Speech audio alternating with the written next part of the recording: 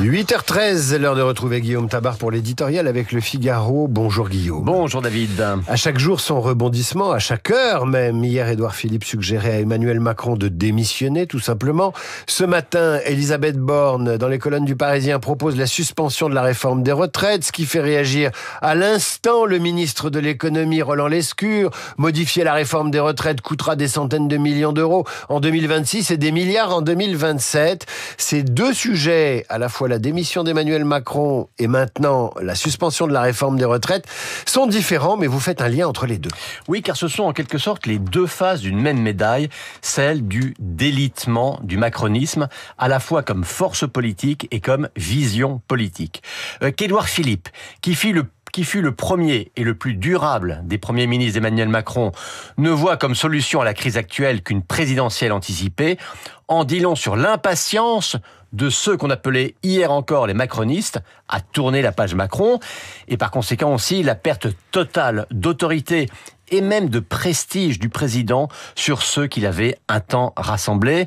Et quant à l'idée de suspendre la réforme des retraites, ça revient à fouler aux pieds l'ADN économique du macronisme. Si on lit bien l'interview d'Elisabeth Borne dans le Parisien ce matin, il s'agit de suspendre la réforme et non pas de l'abroger. Écoutez, il n'aurait plus manqué que ça. La suspension, c'est ce que demande Olivier Faure. Il aurait quand même été fort de café que les macronistes se montrent plus socialistes que les socialistes. Ce mouvement n'en est pas moins pathétique sur le plan politique et catastrophique sur le plan budgétaire. Durant son deuxième mandat, Emmanuel Macron avait fait une seule réforme, pas deux, une seule, celle des retraites.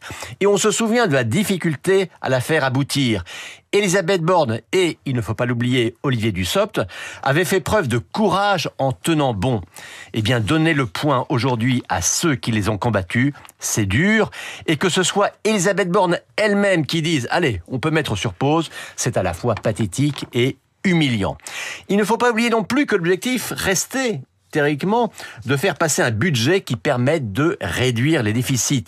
Or, la simple suspension de la réforme des retraites, et vous l'avez rappelé à travers les propos de Roland Lescure, ce sera 10 milliards d'euros par an.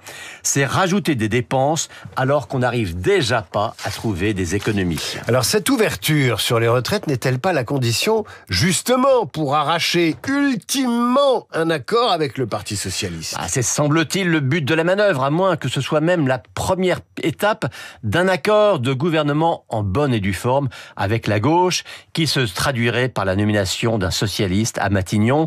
Olivier Faure est tout à fait prêt à se dévouer et il se dit qu'Emmanuel Macron n'exclurait pas de le nommer pour remplacer Sébastien Lecornu si ça pouvait lui éviter de dissoudre tout de suite. Si c'est ça, eh bien ça voudrait dire que l'accord avec le PS coûte plus cher que la censure. Et puis l'arithmétique parlementaire reste têtue. On sait que ni LFI, ni LR, ni évidemment le RN ne soutiendraient une telle coalition. Et il suffit de lire les premières réactions hier soir pour s'en convaincre. Une grande partie du bloc central ne suivrait pas non plus. Le risque donc à l'arrivée est que cette concession majeure et symbolique sur les retraites coûte très cher et sur le plan financier et en termes de crédit politique, et ne garantissent strictement rien pour la suite. On troquerait une impuissance de centre droit pour une impuissance de centre gauche. Guillaume Tabar, merci. Éditorial à retrouver sur lefigaro.fr.